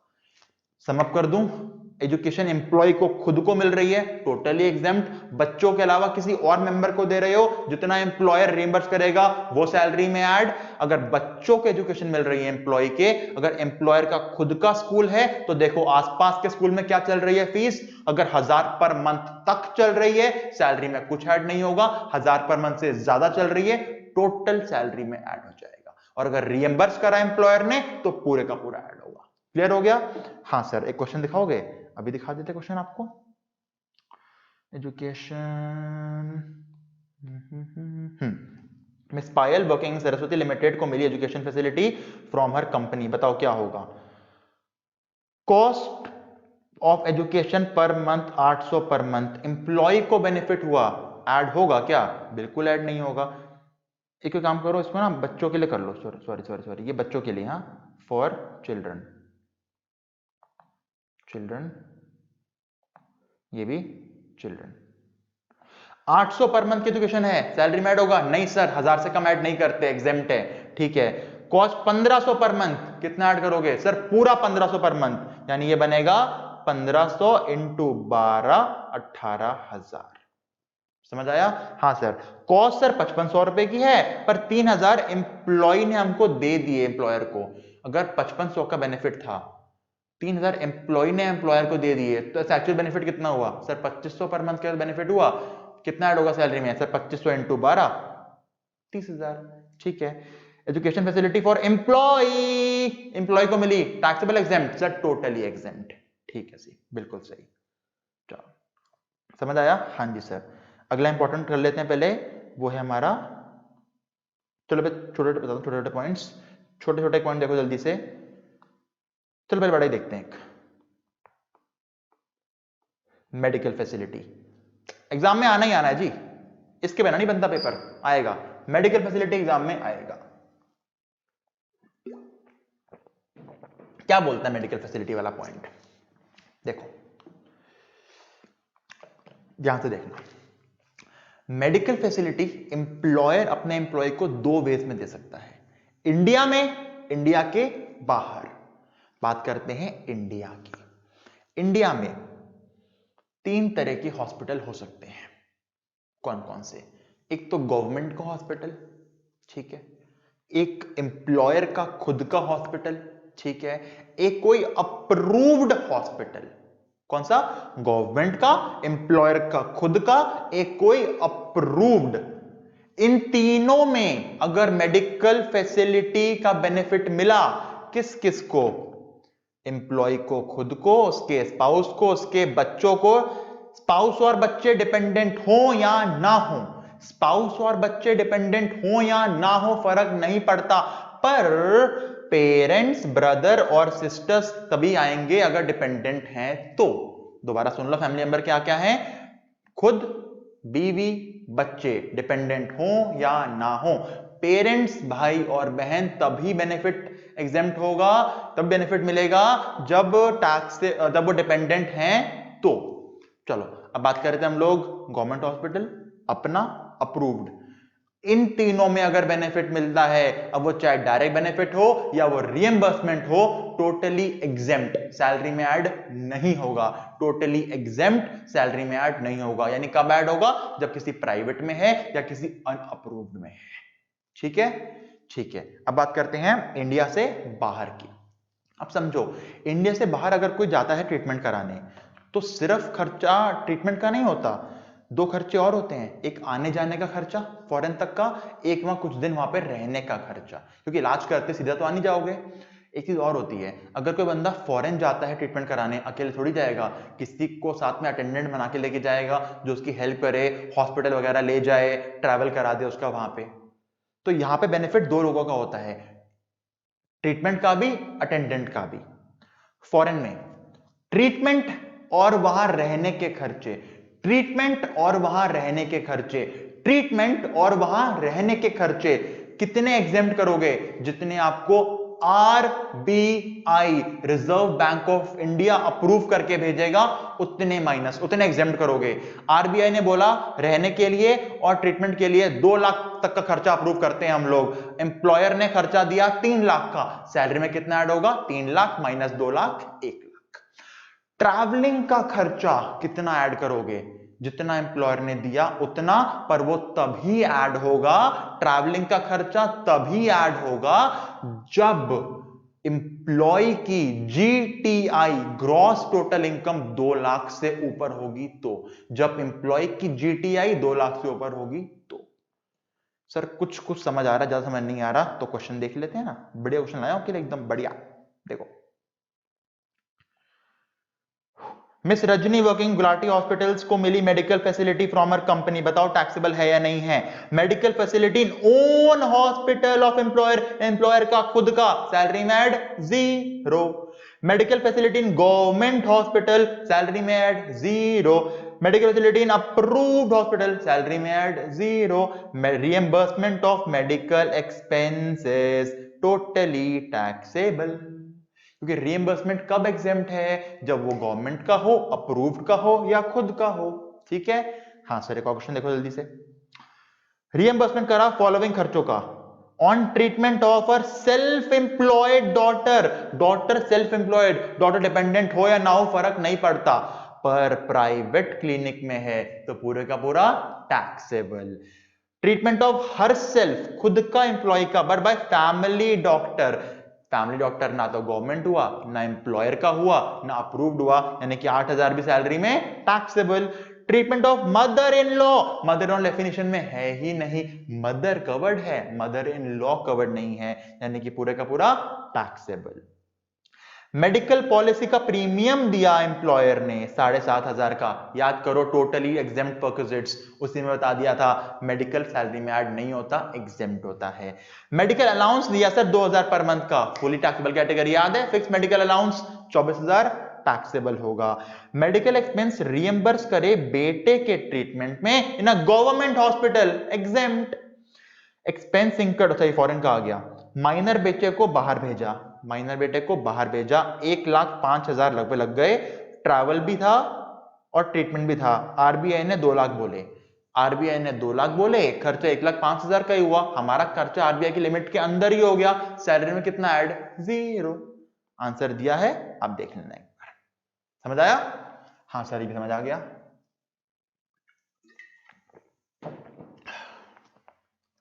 अगला एक और इंपॉर्टेंट, लीव ट्रैवल कंसेशन। ये क्या होता है? आपका एम्प्लॉयर अपने एम्प्लॉय को बाहर घूमने भेजता है। सर बेनिफिट तो एम्प्लॉय का है, एम्प्लॉयर को भेजता है, ब्रेक जरूरी होता है। एम्प्लॉय जितना फ्रेश होकर रहेगा उतना ज्यादा प्रोडक्टिविटी से काम कर पाएगा। एम्प्लॉयर ने भेजा, बेनिफिट हुआ एम्प्लॉय को, हाँ जी। सैलरी में होना चाहिए, हाँ जी। एग्जेम्पशन है, हाँ जी। एग्जेम्पशन कितना है? पहले आप समझो, एग्जेम्पशन से पहले एक बात, कुछ ना ब्लॉक्स डिफाइंड है, 1988 से 2001, 10 से 13। आप बता सकते हो अभी कौन सा ब्लॉक चल रहा है 4 सालों का? सर अभी चल रहा है 2018 से 2021। अभी हम इस ब्लॉक की बात कर रहे हैं, 2018 से 2021। सर ये क्यों बोला? क्योंकि 4 साल के ब्लॉक में सिर्फ 2 ही जर्नी हैं जो एग्जेम्प्ट होंगी, मतलब 2018 से 2021 का जो ब्लॉक है इसमें 2 ही जर्नी एग्जेम्प्ट होंगी। अगर तीसरी जर्नी भी हो गई टोटली टैक्सेबल होगी, उसमें एग्जेम्पशन मत निकालना। पर इसमें एक बात ध्यान रखना, 18 से 21, इससे पहले कौन सा ब्लॉक खत्म हुआ है सर? 14 से 17 का ब्लॉक खत्म हुआ है, ठीक है। अगर 2014 से 2017 के ब्लॉक में एम्प्लॉय कहीं घूमने गया ही नहीं, काम ही करता रह गया, कहीं गया ही नहीं, तो क्या उसकी 2 एग्जेम्पशन जो उसको मिलनी चाहिए थी खत्म हो गई? हाँ सर खत्म हो गई, घूमने गया ही नहीं तो किस बात का एग्जेम्पशन? तो अब जो ये वाला ब्लॉक शुरू हुआ 18 से 21, इसका पहला साल कौन सा है सर? 2018। तो इस पहले साल में अगर वो कहीं घूमने गया और एग्जेम्पशन क्लेम करता है तो इस ब्लॉक की दोनों एग्जेम्पशन मत छेड़ना। हम ये मानेंगे जो उन 4 सालों में नहीं घूमने जा पाया उसकी एक एग्जेम्पशन हमने इस साल अलाउ कर दी। ये पॉइंट बोलता है, दोबारा सुनो क्या बोलता है पॉइंट, अगर किसी पर्टिकुलर ब्लॉक में उसने एक भी एग्जेम्पशन क्लेम नहीं करी तो आने वाले ब्लॉक के पहले साल में अगर कोई एग्जेम्पशन क्लेम करता है तो हम ये मानेंगे वो उसके पुराने ब्लॉक की एग्जेम्पशन थी। इस ब्लॉक की दोनों एग्जेम्पशन इंटैक्ट हैं, यूज कर सकता है, ठीक है। पर बेनिफिट सिर्फ पहले साल में ही होगा। 2018 निकल गया, 19 में बेनिफिट नहीं मिलेगा। 19 में क्या होगा, अब इस ब्लॉक की 2 एग्जेम्पशन ही ले सकता है, ठीक है सर। एक बात और ध्यान रखो, अब सिर्फ ट्रैवलिंग खर्चे एग्जेम्प्ट हैं, स्टेशन से स्टेशन के जो ट्रैवलिंग खर्चे मिलेंगे एम्प्लॉयर से वही एग्जेम्प्ट हैं। लोकल टूरिंग, कुली एक्सपेंसेस, साइट सीइंग वगैरह का एग्जेम्पशन नहीं मिलता। एग्जेम्पशन किसका है? सिर्फ ट्रैवलिंग का एग्जेम्पशन है, ठीक है सर। सर फैमिली मेंबर्स क्या क्या होते हैं? स्पाउस एंड बच्चे, डिपेंडेंट हो या ना हो। पेरेंट्स, ब्रदर एंड सिस्टर्स जो डिपेंडेंट हैं वो ही आएंगे। दोबारा सुन लो, स्पाउस एंड बच्चे डिपेंडेंट हो या ना हो, पेरेंट्स और ब्रदर सिस्टर कब आएंगे? जब डिपेंडेंट हैं तो। मदर इन लॉ कब आएगी? कवर्ड ही नहीं है। फादर इन लॉ कब आएगा? कवर्ड ही नहीं है, उनको एग्जेम्पशन नहीं मिलेगा। एक बहुत इंपॉर्टेंट पॉइंट, 1 अक्टूबर 1998 के बाद, 1 अक्टूबर 1998 के बाद अगर कोई बच्चा पैदा हुआ है तो सिर्फ 2 बच्चों का बेनिफिट मिलेगा। अगर 1 अक्टूबर 1998 के बाद अगर कोई बच्चा पैदा हुआ है तो सिर्फ 2 बच्चों का बेनिफिट मिलेगा। 98 से पहले चाहे 10 बच्चे ही क्यों ना पैदा हुए होंगे आपके, अभी सबका बेनिफिट लेते रहना। मतलब अगर आपके 3 बच्चे हैं, 2 बच्चे पैदा हुए 1995 में, एक बच्चा पैदा हुआ 1998 के बाद, तीनों का बेनिफिट ले लेना। पर अगर आपके तीनों बच्चे 1998 के बाद पैदा हुए तो किसी 2 बच्चों का बेनिफिट मिलेगा, तीसरे का बेनिफिट नहीं मिलेगा। ये रेस्ट्रिक्शन लगा दी गई है यहां पे। पर एक बात ध्यान से सुनो, 1998 से पहले कोई बच्चा नहीं है आपका। 1998 के बाद मान लो 2001 में एक बच्चा पैदा हुआ, 2003 में ट्विंस हो गए एक साथ। अब ट्विंस होना आपके हाथ में तो है नहीं, तो कितने बच्चे हो गए टोटल? सर 3 बच्चे हो गए, बेनिफिट तीनों का मिलेगा क्योंकि ट्विंस आपके हाथ में नहीं थे। पर अगर 2002 में मेरे ट्विंस पैदा हो चुके हैं, अब अगर अगला बच्चा पैदा करते हो, वो तो आपके हाथ में था तो अब जो बच्चा पैदा होगा उसका बेनिफिट नहीं मिलेगा, 2 बच्चों तक ही मिलेगा। यानी पहले ट्विंस फिर कोई बच्चा, अगले का बेनिफिट नहीं, पहले एक बच्चा फिर ट्विंस, तो तीनों का बेनिफिट, ठीक है सर। एक क्वेश्चन बताओगे? अभी बताता हूं क्वेश्चन आपको।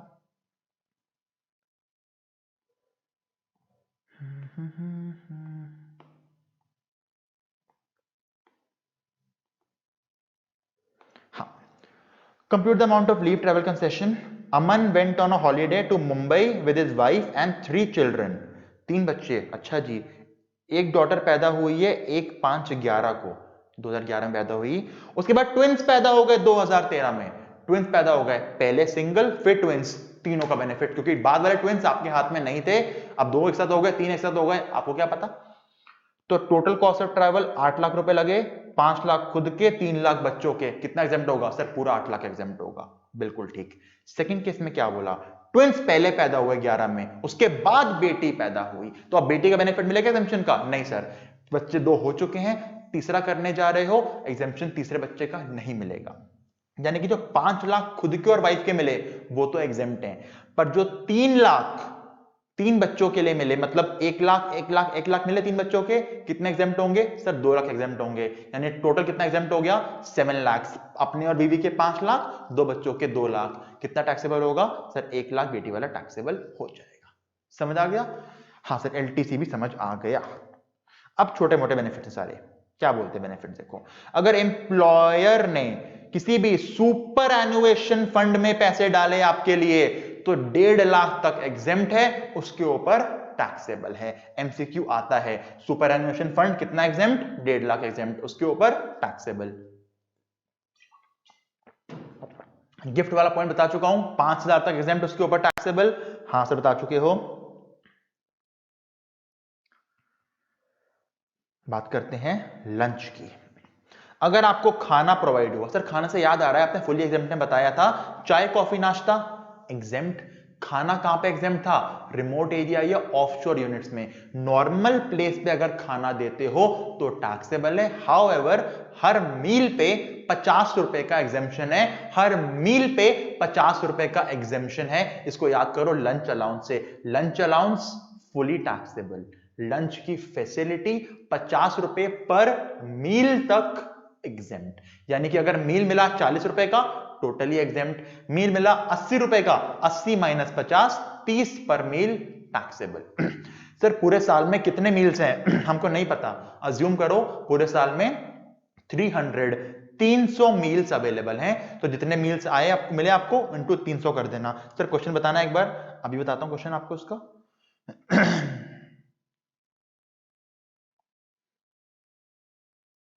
देखो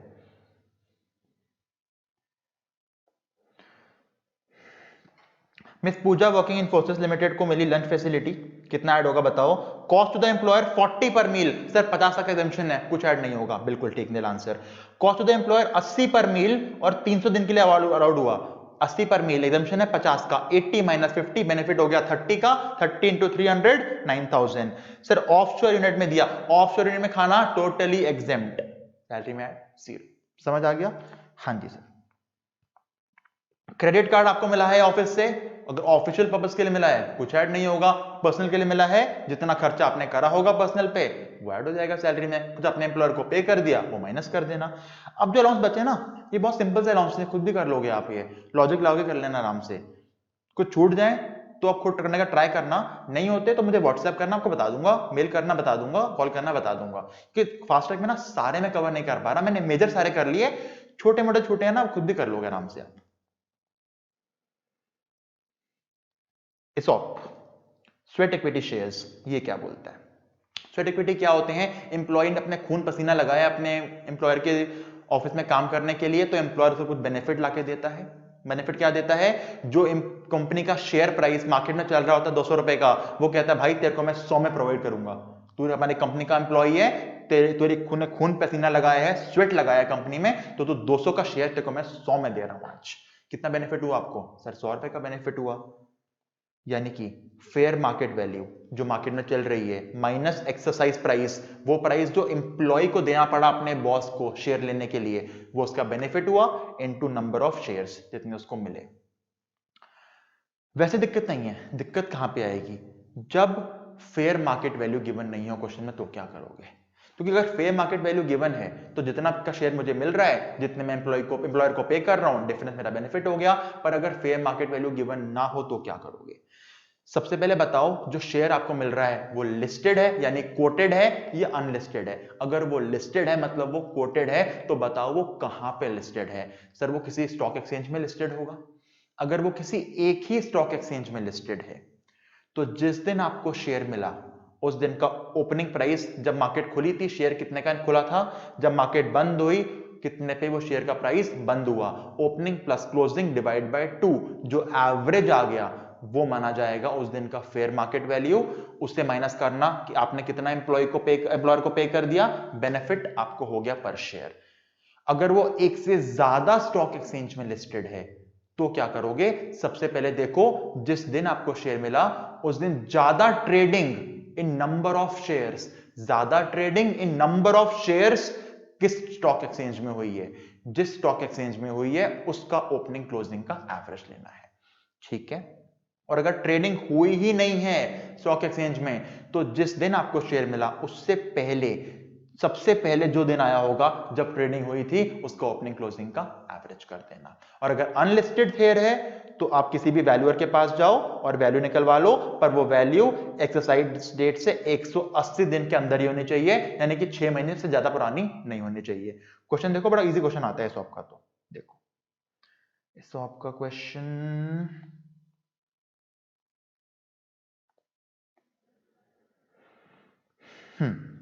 एबी कंपनी ने 1000 स्टोर इक्विटी शेयर दिए श्री चांद को जून 19 में। ये अलॉट हुए हैं 200 पर शेयर पे, 200 पर शेयर पे अलॉट हुए। फेयर मार्केट वैल्यू 300 पर शेयर की। पर शेयर कितना बेनिफिट हुआ सर? 100 रुपए का। कितने शेयर मिले? 1000 share. Total benefit sir 1 lakh का। 1000 इंटू 100। Very good. ये चीज हम छोड़ दो, ये हम करेंगे कैपिटल गेन्स के साथ। इतना समझ आया? हाँ सर बहुत इजी था ये तो। Very good. इस क्वेश्चन को, ये प्रोविडेंट फंड का क्वेश्चन है, मैं चाहता हूं इसको आप जरा नोट करो और घर पे करने का ट्राई करना। आंसर दे रखा है, नहीं है मुझसे पूछ लेना, पर ये अच्छा क्वेश्चन है, पक्का देखना इसको, ठीक है। अगला क्या कुछ रहता है जो इंपॉर्टेंट वाला पॉइंट?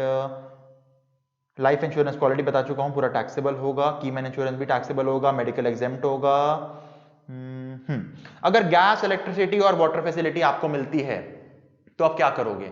अगर एम्प्लॉयर खुद प्रोडक्शन करता है उन चीजों का, तो जितनी एम्प्लॉयर के हाथ में कॉस्ट लगी, मैन्युफैक्चरिंग कॉस्ट, वो बेनिफिट सैलरी में ऐड होगा। पर अगर एम्प्लॉयर खुद गैस वगैरह, बिजली वगैरह प्रोड्यूस नहीं करता, वो कहीं और से लाके बेनिफिट देता है एम्प्लॉय को, तो जितना एम्प्लॉयर वहां पे करेगा उतना सैलरी में ऐड होगा। बिल्कुल ठीक है सर, ये बात ये। सर्वेंट वाला पॉइंट भी देख लो। ये क्या बोलता है? अगर सर्वेंट प्रोवाइड किया हमने एम्प्लॉय को, तो जो सर्वेंट की कॉस्ट एम्प्लॉयर पे कर रहा है वो सैलरी में ऐड होगी। पर अगर एम्प्लॉय खुद पे करता है सर्वेंट को, बाद में बताता है मैंने इतना पे किया अपने सर्वेंट को, एम्प्लॉयर रीएम्बर्स करता है, जितना रीएम्बर्स करेगा वो ऐड हो जाएगा। स्पेसिफाइड एम्प्लॉय छोड़ दो, क्या होता है, हम आप मान लो हर एम्प्लॉय स्पेसिफाइड है, सिंपल सी बात।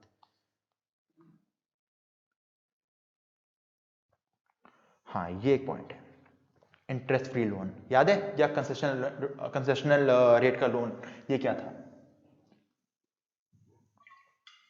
अगर मेडिकल ट्रीटमेंट के अलावा, स्पेसिफाइड डिजीज के अलावा किसी बेनिफिट का आपको लोन मिल रहा है, तो 20,000 तक तो एग्जेम्प्ट था लोन, 20 के ऊपर टैक्सेबल था। अब क्या होगा यहां पे? कितना बेनिफिट कैसे निकालोगे?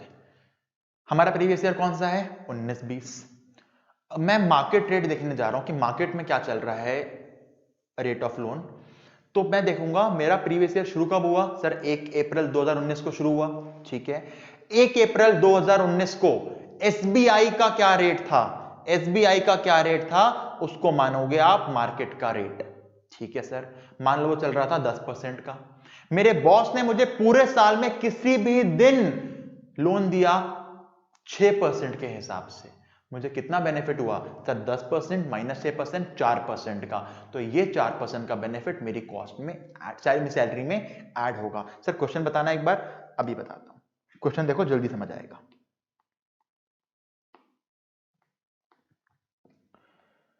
देखो, मिस्टर केशव एक लिमिटेड कंपनी में काम करते हैं, सॉरी, तो उनको बेनिफिट मिला है 50 लाख का लोन। मैंने कुछ पे नहीं किया, कुछ रीपे नहीं किया कुछ, यानी कि लोन पूरे साल कितना आउटस्टैंडिंग रहा सर? 50 लाख का लोन लिया, अगर आपने कुछ पे ही नहीं करा, पूरा 50 लाख आपका आउटस्टैंडिंग रहा। Rate of interest of SBI on 1/4/19 15%, ठीक है। एक बार ध्यान रखना, एसबीआई का रेट हमेशा first day of previous year का देखोगे। क्वेश्चन कंफ्यूज करेगा कि 1/4/19 को एसबीआई का ये रेट था, आपने एम्प्लॉयर से लोन लिया 10 अक्टूबर को, और 10 अक्टूबर को एसबीआई का ये रेट है, वो रेट काट देना। आपके लिए कौन सा रेट इंपॉर्टेंट है? 1/4/19 को एसबीआई का रेट था, वो इंपॉर्टेंट है। 1/4/19 को 15% का, एम्प्लॉयर को पड़ा 10% का। कितना बेनिफिट हुआ सर? 5% का बेनिफिट हुआ। कितने अमाउंट पे सर? 50 लाख पे। कितना ऐड होगा सैलरी में? 2.5 लाख। सिंपल। लोन का अमाउंट ऐड क्यों नहीं होता? लोन तो वापस करना है ना आपको, तो लोन का अमाउंट कैसे ऐड कर सकते हो? इंटरेस्ट क्या है? इंटरेस्ट का बेनिफिट, जो बाहर नहीं पे करते वो कम पे करना पड़ा एम्प्लॉयर को, वो सैलरी में ऐड हो गया। क्लियर हो गया? हाँ सर ये क्या था? No repayment. एम्प्लॉय ने अपने एम्प्लॉयर को कुछ रीपे नहीं किया, तो पूरे का पूरा प्रिंसिपल आउटस्टैंडिंग रहा। हाँ सर, पर अगर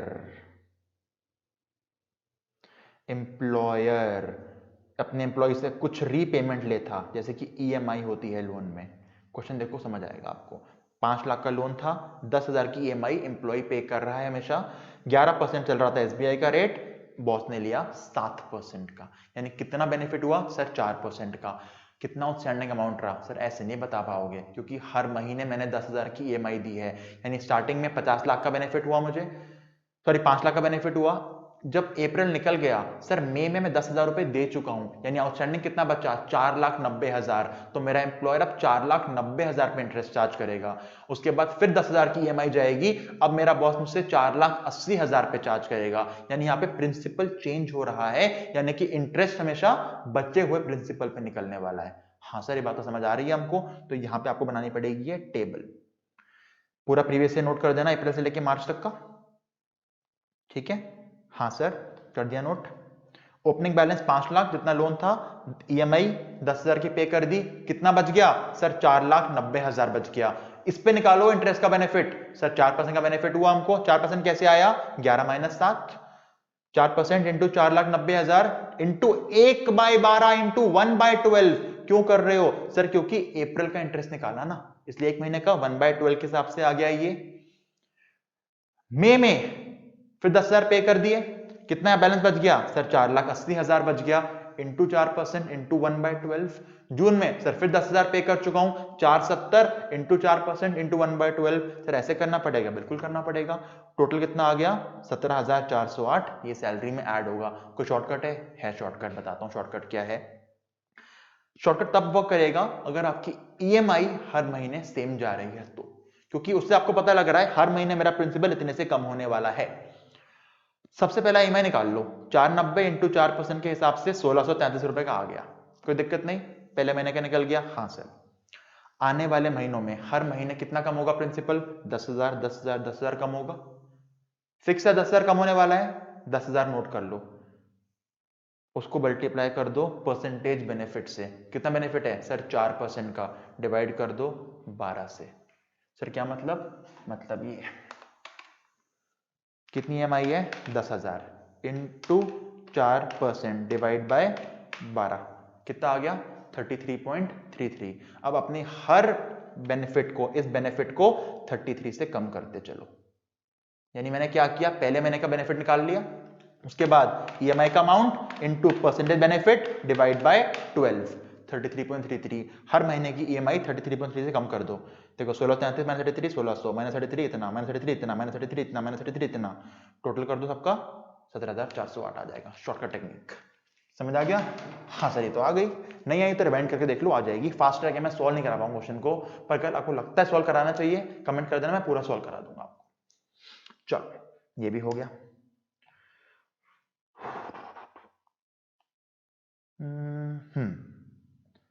free use of movable asset.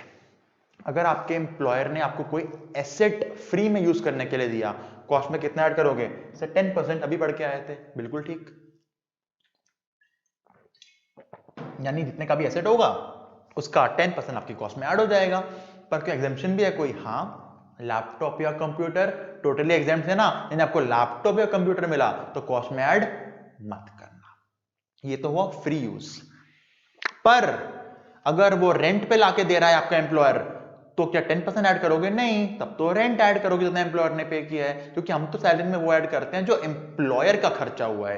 Employer का अपना एसेट था तो 10% ऐड कर दिया, एम्प्लॉयर रेंट पे लेके आया था तो रेंट पे करा होगा एम्प्लॉयर ने, वो ऐड हो जाएगा सैलरी में, ठीक है। पर अगर एम्प्लॉयर ने एसेट हमको बेचा, फ्री में नहीं दिया, एम्प्लॉयर ने हमको एसेट बेचा, सेल किया, तो क्या करेंगे देखो। पहली बात, इसमें थोड़ी आपके अकाउंट्स लगेगी। हाँ, एम्प्लॉयर ने कितने का वो खरीदा था, वो अमाउंट ले लो, ठीक है। एम्प्लॉयर ने जब मुझे दिया वहां तक का डेप्रीसिएशन माइनस करते हो एसेट पे, तो उसकी आ जाएगी बुक वैल्यू। हाँ सर, जितने का लिया होगा एम्प्लॉयर ने, हर साल डेप्रीसिएशन लग रहा होगा उस पे, बुक वैल्यू आ जाएगी। जब मुझे एसेट मिला, अगर वो बुक वैल्यू चल रही है मान लो 2 लाख की, एम्प्लॉय को वो दे रहा है 1.5 लाख का, कितना बेनिफिट हुआ एम्प्लॉय को सर 50,000 का। सैलरी में कितना ऐड करोगे सर 50,000 का, यानी कि बुक वैल्यू जितने की एसेट की थी, जितना एम्प्लॉय ने पे कर दिया बॉस को, डिफरेंस सैलरी में ऐड होगा। हाँ, डिफरेंस सैलरी में ऐड होगा। सर डेप्रिसिएशन के रेट्स पीजीबीपी वाले हैं, नहीं, यहां पे डिफाइंड है। कंप्यूटर एंड कंप्यूटर का कोई पार्ट हो तो रेट लगाओगे डेप्रिसिएशन का 50% WDV। एमसीक्यू बन सकता है, कितना लगाओगे 50% WDV। कार है तो 20% WDV, कंप्यूटर पे 50% WDV, कार पे 20% WDV, इसके अलावा कोई भी एसेट हो 10% स्ट्रेट लाइन मेथड। MCQ बहुत चांस है बनने का। कंप्यूटर पे 50% WDV, कार पे 20% WDV, इसके अलावा कोई भी एसेट हो 10% SLM। पर इसमें एक बात ध्यान रखना, 12 महीने पूरे होने चाहिए। मतलब अगर मेरे बॉस ने कोई एसेट खरीदा था 15 जून 2017 को, 15 जून 2017 को खरीदा था, मान लो एम्प्लॉयर ने खरीदा 15 जून 2017 को, डेट ऑफ एक्विजिशन, उसने मुझे दिया 13/7/2019 को, कितने साल निकल गए मुझे प्लीज कंप्लीटेड ईयर बताओ। सर एक साल हो गया 15/6/17 से 14/6/18, दूसरा हो गया 15/6/18 से 14/6/19, सर 2 साल निकल गए। उसके बाद आपका जुलाई आया तो डिप्रिसिएशन लगेगा 2 साल का। 2 साल कुछ दिनों का मत लगाना, यानी अगर मेरे को जो एसेट मिल रहा है जिस दिन मुझे मिल रहा है उस दिन से पहले अगर 2 साल पूरे हो गए तो डिप्रिसिएशन 2 साल का लगेगा, और 2 साल पूरे नहीं हुए तो डिप्रिसिएशन 1 साल का लग के मिलेगा। मतलब मैं ये कहना चाहता हूं, अगर 30/5/16 को कोई एसेट खरीदा गया, मुझे मिल रहा है वो 25/5/19 को, तो कितने साल का डिप्रिसिएशन लगाओगे? सर पहला साल खत्म हुआ 17 में, फिर 18 में, सर 19 में साल खत्म होता 30 मई 19 को, 25 में 19 को आपको एसेट मिल चुका है, यानी डिप्रिसिएशन 2 साल का माइनस होगा। यानी कि जितनी कॉस्ट है माइनस एक बार डिप्रिसिएशन माइनस दूसरी बार डिप्रिसिएशन, जो बच गई कॉस्ट वो बन गई बुक वैल्यू। जितने का मुझे मिला माइनस कर दो बुक वैल्यू से, डिफरेंस सैलरी में ऐड होगा वरना ऐड नहीं होगा। ईयर कंप्लीटेड है तो ही लगाना डिप्रिसिएशन, वरना मत लगाना। ठीक है सर जी, सर ये बात भी समझ आ गई। बाकी आपका सैलरी हो चुका है कंप्लीट। एक पॉइंट रहता है रिलीफ अंडर सेक्शन 89(1), वो मैं आपको टैक्स कैलकुलेशन के साथ कराऊंगा, क्योंकि मुझे नहीं पता आपको टैक्स निकालना अभी आता है या नहीं आता। तो जब मैं टैक्स कैलकुलेशन की डालूंगा वीडियो, उसके साथ में वो कराऊंगा। कुछ छोटा मोटा सैलरी में छोड़ा होगा तो आप खुद करने का ट्राई करना। स्टडी मैट से पढ़ सकते हो, किसी और टीचर से पढ़ रहे हो उसकी बुक से पढ़ सकते हो। डाउट है तो मुझसे पूछो प्लीज। आप प्लीज मुझे कमेंट में जरूर बताना सैलरी कैसा लगा आपको। आप मुझे बताओ कैसा लगा, तो आने वाले टॉपिक्स में अगर कुछ इंप्रूवमेंट का स्कोप होगा तो मैं इंप्रूव करके दूंगा आपको। प्लीज मुझे ऑनेस्टली बताना आपको कैसा लग रहा है पढ़ के, बेनिफिट हो रहा है या नहीं हो रहा। और बेनिफिट हो रहा है तो प्लीज दोस्तों के साथ शेयर भी करो, अच्छा लग रहा है तो लाइक पक्का करो, और चैनल को सब्सक्राइब करके बेल ऑन कर दो। ठीक है, चलो बहुत जल्दी मिलते हैं अगली वीडियो में। Thank you, bye bye.